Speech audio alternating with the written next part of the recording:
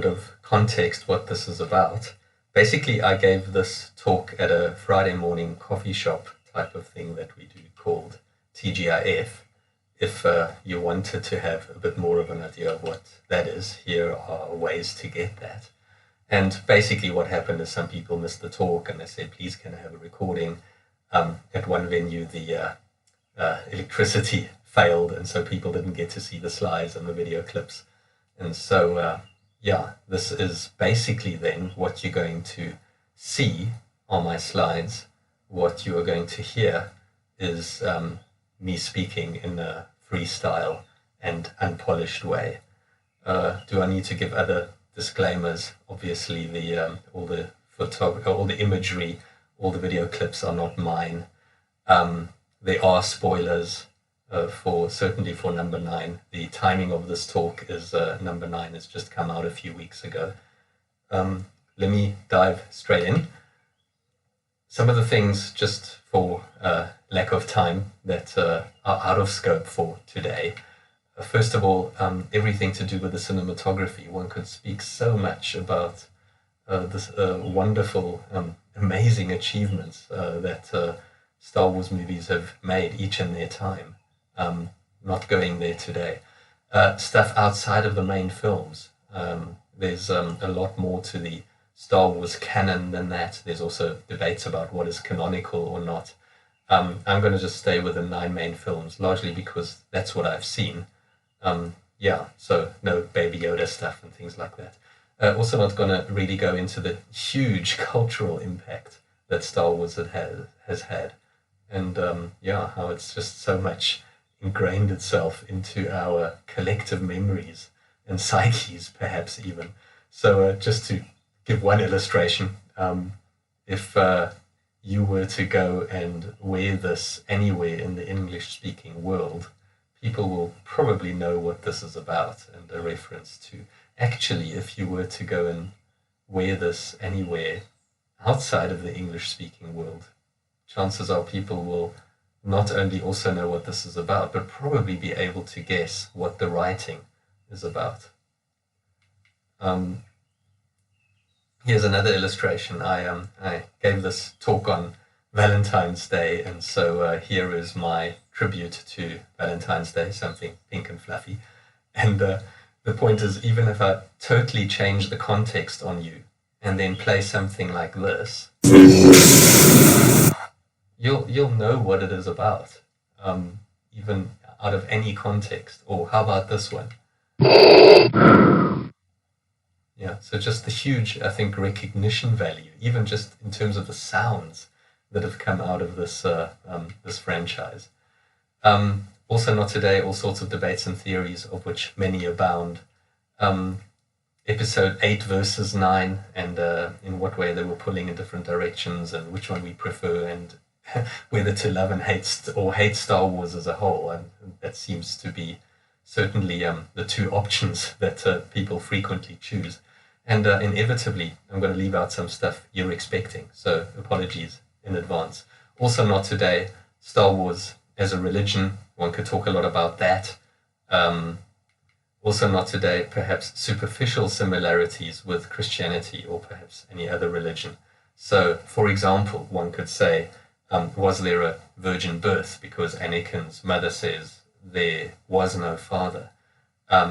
All 3 trilogies start with our main hero, our savior, coming from some backwater.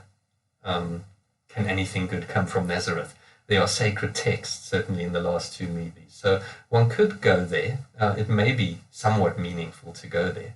But where I would rather want to go today is just a general way in which one would engage with or critique a particular, it doesn't even need to be a movie, anything that has a storyline and narrative to it. And so as one does almost like a worldview analysis or critique or engagement, one would probably be able to do so at all of 3 layers. In the middle, basically, is the storyline itself. So that's the characters acting out a particular plot, making decisions, etc. But they don't do so in a vacuum. They do so within some universe, within some world in which they are live and operate. So there's basically, some kind of a universe, some kind of nature of reality within which the story takes place. What are the rules of this reality? What is the foundation on which everything plays itself out? And then, of course, the storyline in itself isn't just a story for the sake of story. There's always a moral of the story, so to speak. So at the top level, out of the storyline emerge the type of things that the storytellers would like us to value, how they would like us to understand meaning. So, what to value, what to prioritize, the moral of the story in many ways. Now, as one engages with something at a worldview level, at the top and the bottom layers, what one can probably do is one could do some weighing up of, does this thing make sense in itself? Is it coherent? Does it fit together nicely? And one could also compare and contrast it with wherever one is standing. Now, whenever you do a worldview analysis, you're probably not going to stand, you cannot stand on neutral ground. There will always be you come from as you are engaging with it. And so you can do a compare and contrast to your come from. In my case, I will come, loosely speaking, from a Christian or biblical conviction or come from. It probably doesn't make sense to try and compare and contrast in terms of the storyline itself, because that at that level is just a story. But what I would be looking for at that level is in what ways one would be able to find echoes of what I would believe, from my vantage point, is the ultimate storyline. So the big and amazing biblical storyline of creation, fall, redemption, renewal. I would be looking for echoes of that. So just to give the plot away a little bit, this is where this talk is going to be going. So let's start with the first one, the nature of reality. Now, the way we can often think about that is it's a universe or a world just like ours, except for. So in the case of Star Wars, well, it's another place and another time, a long time ago in a galaxy far, far away.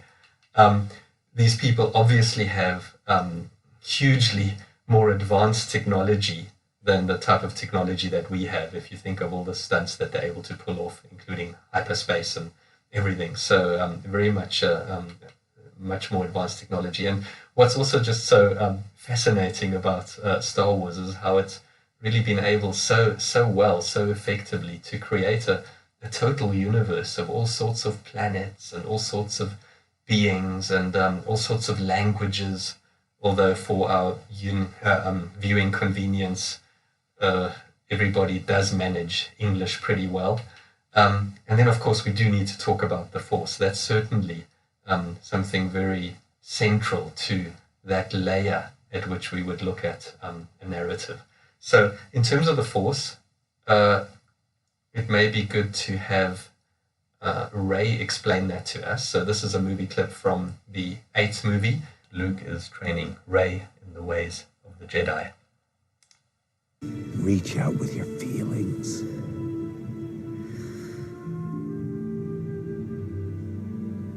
What do you see? The island. Life. Death and decay that feeds new life. Warmth. Cold. Peace. Violence. And between it all, Balance. And energy. A force. and inside you. Inside me. That same force. So I thought that was a pretty well-made introduction into what the Force is. It was amazing how many people have not seen any of Star Wars. So for your sake, just very briefly, the Force is a transcendent mystical energy which surrounds everyone and everything. You may or may not totally agree with that definition. What's interesting to me is that it's almost like the Force itself underwent a little bit of character development as the episodes moved on. The Force is neither good nor bad, but it does have a dark side and a light side. Those who are trained to use the dark side of the Force are called the Sith. Those who are on the light side are called the Jedi. So basically what we then have is that the Force is impersonal. It does have a good and an evil side, and the aim is balance. I think that is something that comes out frequently and throughout the episodes, is that the intention is that the light and the dark side of the Force need to be brought into balance with each other. And then, of course, there's also various powers that those who tap into the Force, or those who are in tune with the Force, those who are Force sensitive, are able to harness. And those powers can include mind control. These are not the droids you're looking for. Premonitions about the future. Just about every Star Wars episode has the line, "I got a bad feeling about this." And then all sorts of levitation, choking, healing was new, I think, in 9. Lightning from the fingertips, projection of yourself into being in a different place, teleconnection, being able to connect over long distances with somebody else. So, it's amazing, just the Star Wars universe. There are entire websites like Wikipedia, and there's entire categorized lists of 217 things that you can do with the Force. It's really, it's a world of its own. Another thing perhaps worth mentioning is the almost like new idea introduced in the latest movie in episode 9, the idea of a Force dyad, which is basically if you have people on one person on either side of the Force, and they have a special connection, and there's a lot more power in that. And I was wondering with that whether this was just almost like a small variation or amplification of an existing theme, or whether they were actually going to take it to a different place, where then basically as this Force dyad develops, that it will actually go to another level that would transcend the usual definitions and distinctions between the light and the dark side. And it sort of felt that for a moment they were trying to go in that direction, and then in the end they didn't quite. So just perhaps a special mention there. This is George Lucas's intention in originally creating Star Wars. This comes from an interview quite a while ago. I put the Force into the movie in order to try to awaken a certain kind of spirituality in young people, more a belief in God than a belief in any particular religious system. I wanted to make it so that young people would begin to ask questions about the mystery. I think it's important to have a belief system and to have faith. I didn't want to invent a religion. I wanted to try to explain in a different way the religions that have already existed. So I think you can get some idea of George Lucas's come from there. He's sort of, I suppose, pretty close to all religions are equally true type of a worldview.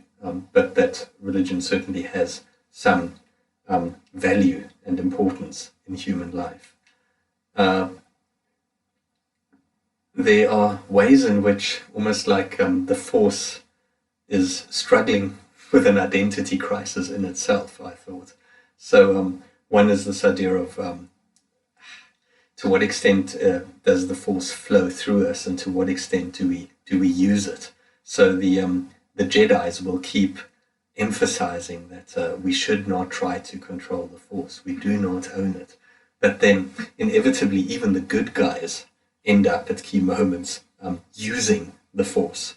So certainly that's what the bad guys are always trying to do. They just trying to harness the Force for the power it gives them towards their own ends.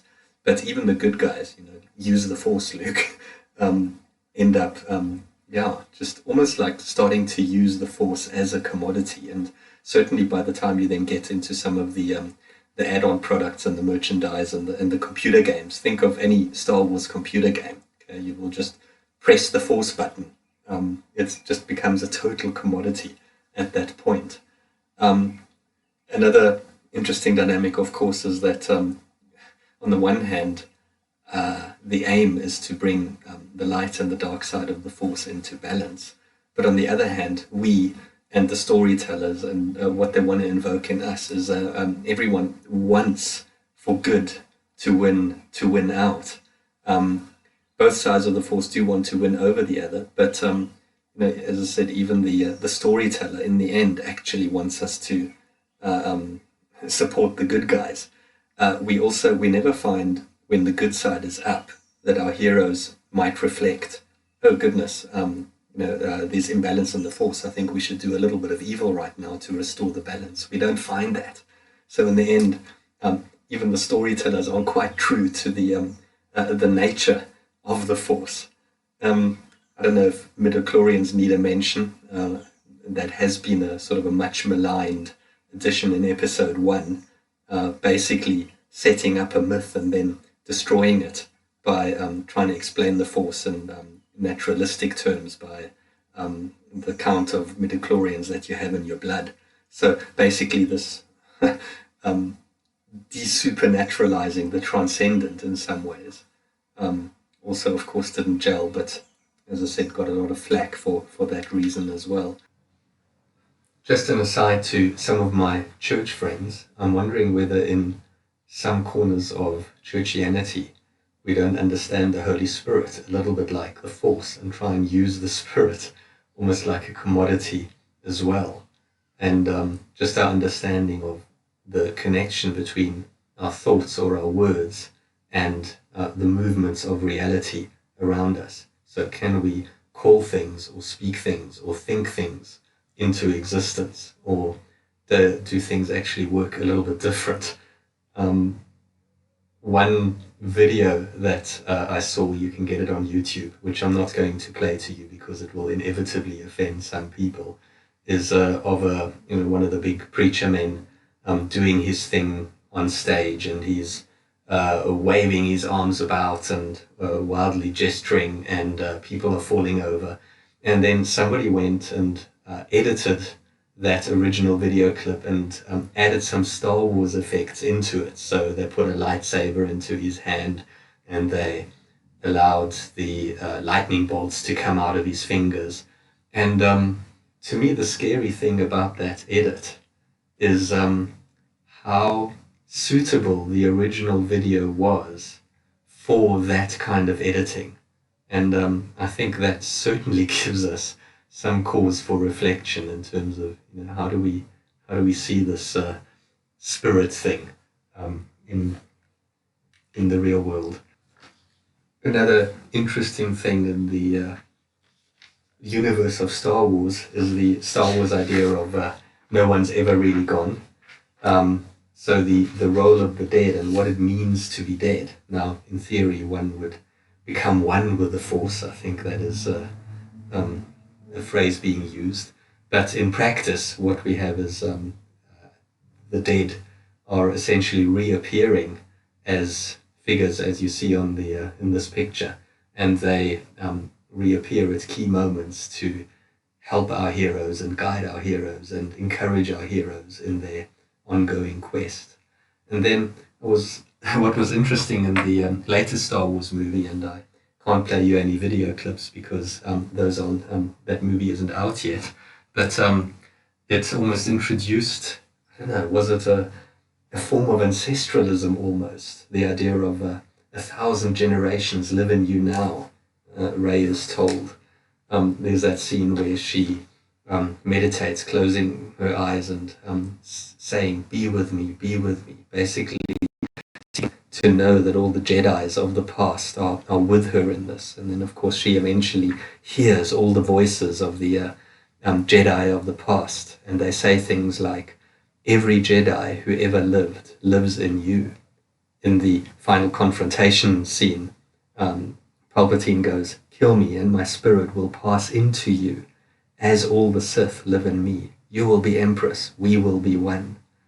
And of course, at some point then when they battle, he says, "I am all the Sith," and Rey answers, "And I am all the Jedi." So yeah, just I think an interesting addition there in the in episode 9. Not just that those who've come before us are in some ways with us, but I think a step further, that they're actually in us in some way. They live in you, and I am all the Jedi. That sort of language being used. Another thing I found quite interesting about Star Wars is its role for desire and for anger. So here's a scene from Star Wars 3. Anakin has seen premonitions, has seen visions of his loved one Padme dying, and of course he's very, very troubled by that. And he goes to Master Yoda for advice. Here is the advice that he receives. Careful you must be when sensing the future, Anakin. The fear of loss is a path to the dark side. I won't let these visions come true, Master Yoda. Death is a natural part of life.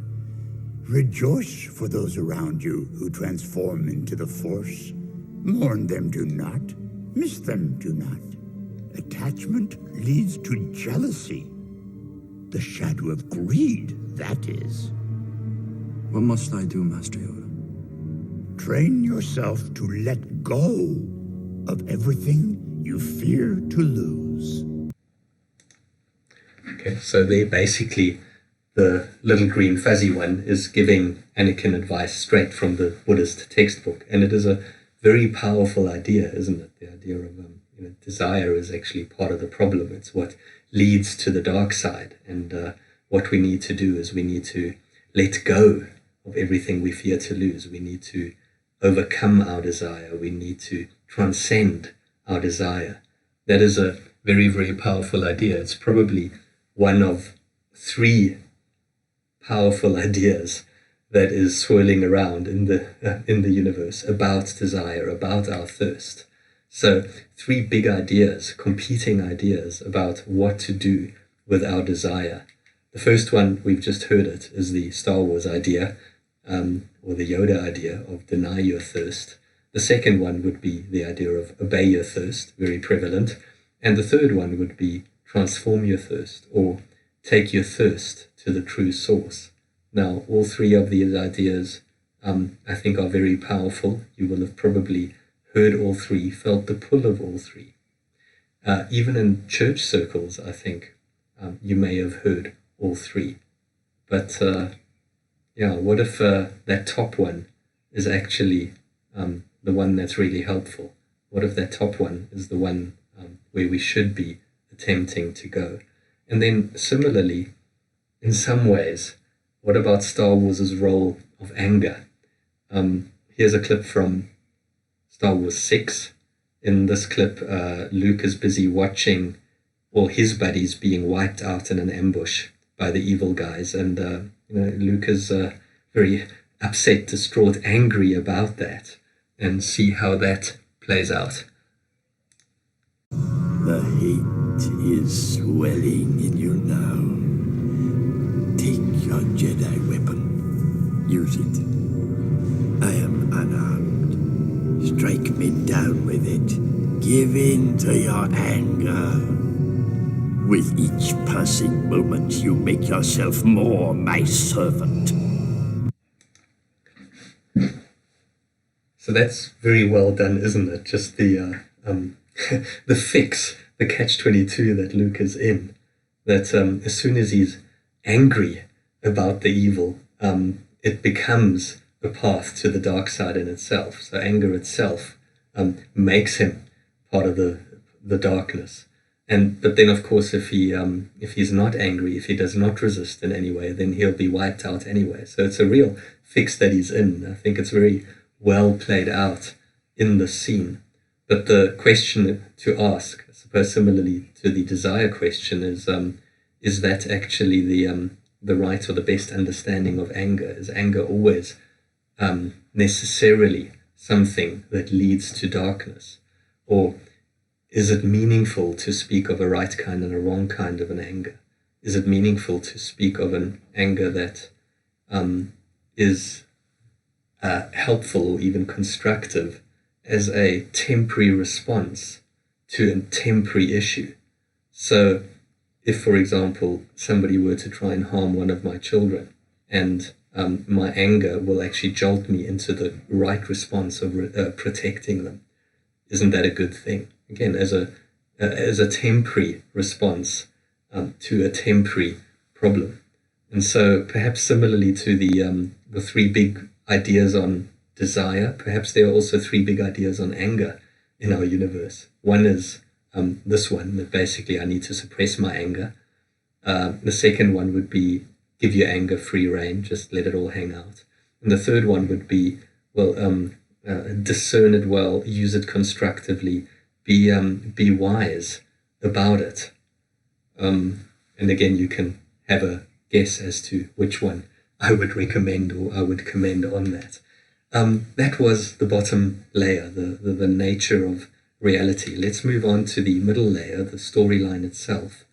Now, I'm not going to spend an awful lot of time on this. I'm going to give a totally inadequate whirlwind summary of what's happening.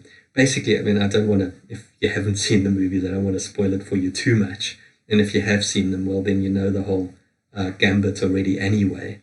But just briefly speaking, in very high-level terms, what we have is a trilogy of trilogies.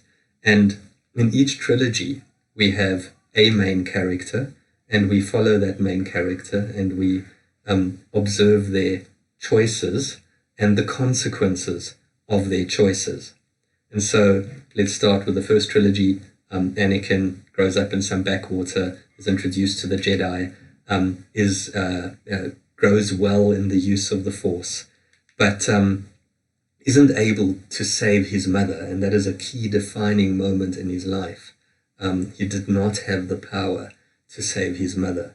And so when then his love and secret wife, Padme, is in danger, then of course he will do anything to try and protect her and save her. And so so Palpatine entices him to the dark side by saying, look, the Jedi don't have the power that can save Padme, but I have that power. And then he's also very effective at sowing a mistrust of Anakin to the guys who are meant to be on his team. And the way that I think Anakin's choice is busy played out or summarized is probably best seen in this video clip. Here we go. Anakin, all I want is your love. Love won't save you, Padme. Only my new powers can do that. At what cost? You're a good person. Don't do this. I won't lose you the way I lost my mother. I am becoming more powerful than any Jedi has ever dreamed of, and I'm doing it for you, to protect you. So I think that's a pretty good insight into the, pathological, probably, mind of Anakin. So you can see he's very much seeking after the power. He says it's to protect her, but you can also see in that very, very self-referential understanding of love, almost like narcissistic understanding of love. And then, of course, we see how Anakin's choices do inevitably play themselves out. So, second trilogy, the original trilogy, Luke, again, backwater, is introduced to the ways of the Jedi, is being trained by Master Yoda, is able to use the Force in the right way in key situations, makes different decisions from what turns out to be his father, now Darth Vader. So he does resist the call to the dark side, even though in his case it actually comes from his own father, so there can hardly be anything stronger than that, but is able to resist that. It does not go the way that his father does. And then, in the newest trilogy, we come back to him, same actor, as a grumpy old man. And again, I think much has been said about that. You know, what happened to Luke, who really symbolized hope and just positiveness. And now we're given a grumpy old man. Apparently, even the actor Mark Hamill didn't like what was done with his character, and at some point was basically told, look, stop subverting the franchise. Can you just shush now about your misgivings about your character?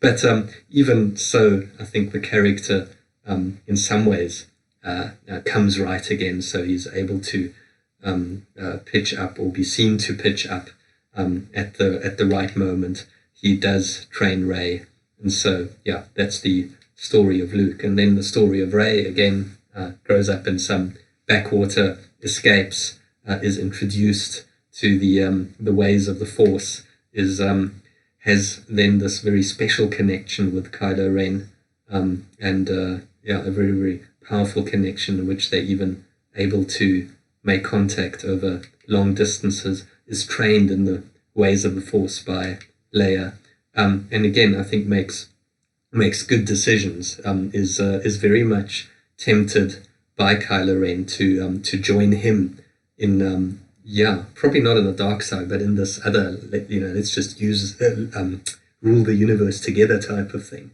but is able to stay true to I suppose the good side. Also has visions of herself as a Sith, and so there's certainly a lot of inner darkness that she needs to deal with, especially at the point then when she discovers her true identity, and that it turns out that she's actually in the bloodline of the bad side. Again, apologies for that spoiler. And then in the final confrontation is able to keep standing for what is good. And then, of course, in the final scene, which connects so well with the first scene ever shown in our cinemas, she is able to make the right identity choice. So, the three characters and the three choices that they've made. I tell this because, obviously, out of this comes now the third layer, the layer of values and meaning.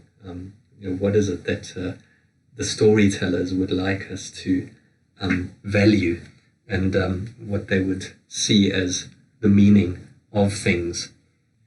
And there's so much at that level that I really love, so much to affirm, so much to resonate with. Themes of unity and friendship and courage.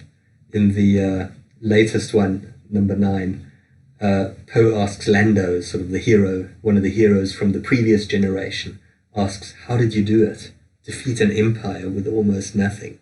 And Lando answers, we had each other. That's how we won. In the distress call that they send out to whoever's going to listen in the universe, Poe goes, we've got friends out there. They'll come if they know there's hope. Yes, they will. The First Order wins by making us think we're alone. We're not alone. Good people will fight if we lead them. Love that line just there. So, a lot about these sort of themes. Also about the theme of hope, I think, just came out in that last quote. And hope often against all the odds. So almost like one of the standing jokes in the whole movie series is the droid C-3PO, who always gets to calculate the immense odds against our hero's next stunt. And yet, of course, they always prevail against those odds. So hope, I think, very much a core theme of Star Wars. So even from what I've just said, let's just revisit briefly one or two ideas that have come out of the bottom layer, out of the rules of the universe layer. When we get to the top layer, to the values and meaning layer, we don't really ever find a Jedi saying, guys, we got to balance hope with hopelessness, or we got to balance courage with cowardice, or we got to balance friendship with whatever its opposite is. We don't hear them saying that. So again, at the bottom layer, it's about balance, but actually, it's not. We want there to be an imbalance in the sense of we want the good side to win. And so, similarly, desire revisited. At the bottom layer, overcome, transcend, let go your desire. But now they do all desire friendship and relationship. They, the Jedi, the good guys, and us, the viewers, we do desire for good to overcome evil. And if you think about it, to hope is to desire. So again, it's just so interesting to me how almost like the bottom layer and the top layer don't quite work together. So, for example, at the bottom layer, we want good and evil in balance, and then somewhere the storyline does some magic, and out pops at the top actually the value of good and the desire for good to win over evil. At the bottom layer, let go your desire, but then through the magic of the story, out pops at the top the desire for good to prevail. At the bottom layer, we have an impersonal force, and then the story does its magic. And at the top, we end up with deeply relational values, with deeply personal values. So I find it very interesting, sort of almost like the stunt that Star Wars pulls, that it's not actually faithful to it, and that by the time it gets to the values and meaning layer, it's almost like it's better than its worldview underneath. Another example that underlines that point is the deeply relational and personal themes of sacrifice and redemption that I think very much come through in the movies. My daughter pointed out to me, I was a little bit too thick to get it, that all the three main characters of the original series all end up dying in the process of reaching out to Kylo Ren. Now, some of them would have perhaps very much known that they were going to die. Others knew that at the very least they were taking a risk. But there was certainly that sacrifice element to that. And then, of course, the bad guys as well. Okay, so Darth Vader, Kylo Ren, both in the end sacrificed themselves. Anakin for his son Luke, Ben or Kylo Ren gives his remaining life energy, life force to save Rey. So they too sacrifice. One of the open-ended questions, I think, out of Star Wars would be whether they actually get to redeem themselves through that sacrifice, in which case, of course, that would be problematic. But certainly the themes of sacrifice and redemption certainly are large. Also identity. Rey goes, people keep telling me they know me. I'm afraid no one does.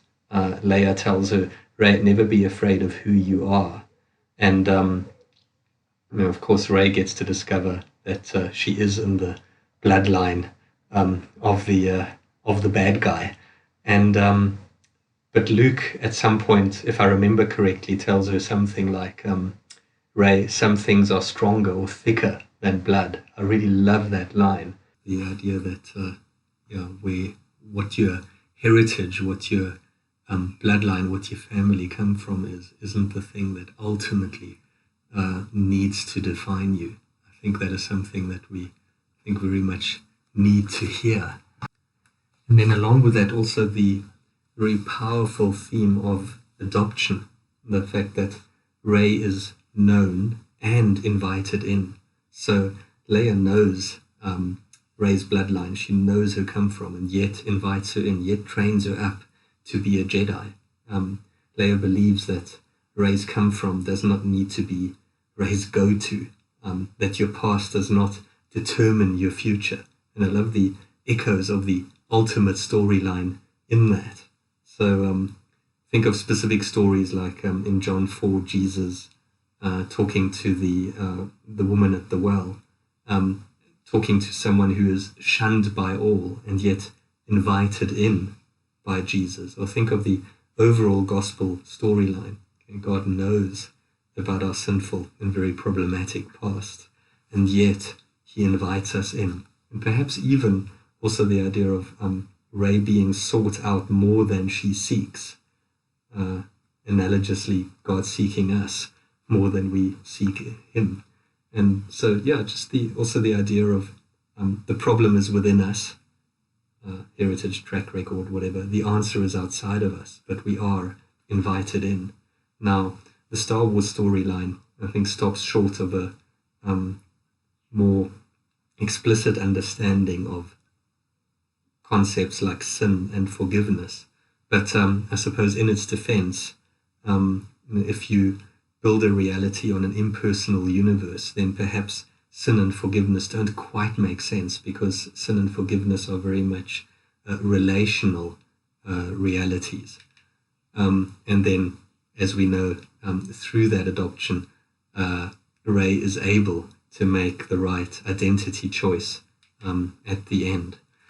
Then another thing, I'm hoping I'm going to be explaining that reasonably well, is we all have dreams, and certainly as we grow up, and perhaps even as adults, we have daydreams of having some access to something other or greater, to something ultimate. We all long for a connection to something more or something special, for our lives to mean something and count for something and connect with something.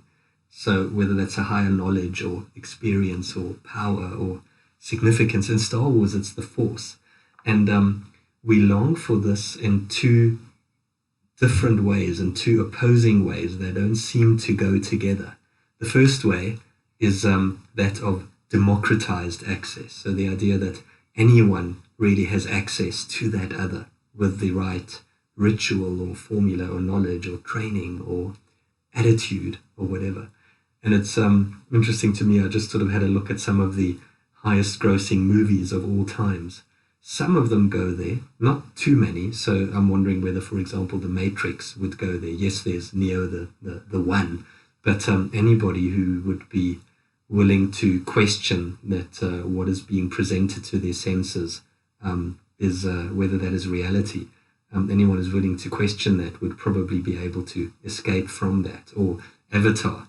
Jake is basically just a normal guy, but he becomes the hero of the story. So some of the big movies take us there. The other way in which we seek to, have that dream realized is the way of privileged access. So that's a picture there of Luke and Leia being born. The idea that special people only have this access. So in this dream, I think I'm no one, but I suddenly discover that I am actually of royal blood, or that I'm specially gifted, or that I'm chosen in some way, and that gives me the special connection to the other. And in the sort of, again, list of highest grossing movies, I think a lot of them actually go that route. So think of the Harry Potter series. Okay, so you're either a wizard or you're not. I know there's a little bit of a complication and a nuance with a half-blood, but you got to be that. Most superhero movies, with the possible exception of Batman, are also going in that direction. Okay? People don't train to be superheroes; they just are. And Star Wars, the newest trilogy, certainly I think plays with those two big dreams. And is the Force democratized, or is it the privilege of heritage? And one way in which Star Wars 8 and 9 don't seem to gel is that Star Wars 8 seemed to take us in the direction of democratized access, Rey's a nobody, and then Star Wars 9 yanked us into the other direction, in which we discover, oh no, it's bloodline, it's privileged access. And one thing that struck me as they were sort of playing with us in that way is, doesn't the biblical gospel message actually bring these seeming opposites together in some way? So even if you start at the beginning of the storyline, the idea of being made in the image of God. Okay, so who's made in the image of God? Everyone is. And yet what it means is that we are of royal descent. And then think of the redemption in Christ. Okay? Everyone's invited. But if you follow the invitation, you get to discover you are part of God's family. So I just found that interesting, how how they play with that, and then I think how the how the ultimate story actually resolves that for us and gives us a both and. Echoes of the ultimate story. May the force be with you always. I will be with you always. You see the difference between the two. On the right-hand side, it's a much more personal one. The left-hand side is impersonal. These echoes, are very probably intentional, right? George Lucas says he's trying to sort of bring together the best of the various religions. So he probably did that quite intentionally. But notice how the original story that this is an echo of actually just has so much more because it has that personal element. A lot of Paul's letters end with statements like, may the God of peace be with you all. The grace of our Lord Jesus be with you. The Lord be with your spirit, etc., etc. So in summary, this is kind of the last slide. The ultimate story both challenges and completes the storyline of Star Wars. So there is a challenge. The biblical storyline offers ultimate reality as personal, and that is a larger and a richer reality that way. And I think also the ultimate story challenges the Star Wars foundational rules of the universe, is that in the sense that we do want good to triumph over evil, and indeed the storyline tells us that it will, that it is already beginning and will fully in due course.